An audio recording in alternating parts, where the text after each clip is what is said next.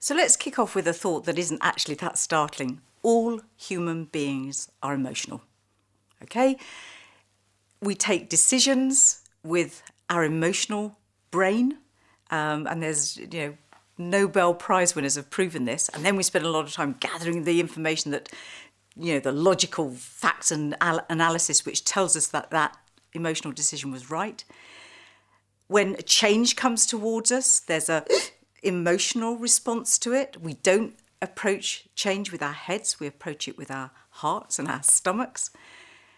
And yet a lot of time at work, we're trying to treat people as though they're robots. And we have this conversation about change, which is intensely emotional.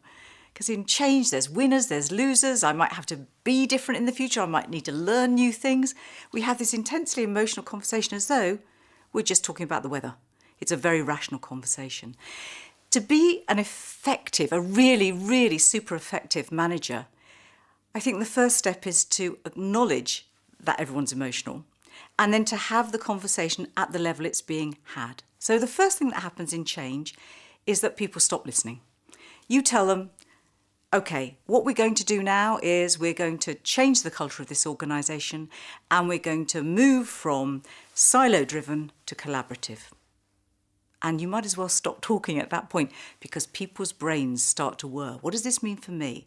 Am I going to win or am I going to lose? How much do I need to change? What will that mean in terms of how I work in the future?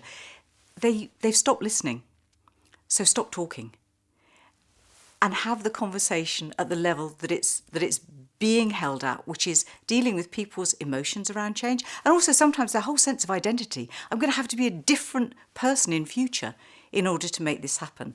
There's Hope Kelleher, was CEO of Southwest Airlines, and he was a big guy, and he literally used to go around hugging people. I am not suggesting that you go around hugging people, but as a manager, think about metaphorical hugs. Think about how people are hurting and worrying and fretting about change, the change that you're asking them to undertake. And think about the emotional support that you can give them. Can you power up feeling? Can you get your emotional intelligence really sharp to give them the support they need? The direction they'll take. But can you give them the warmth and the support that they need actually to get through the change?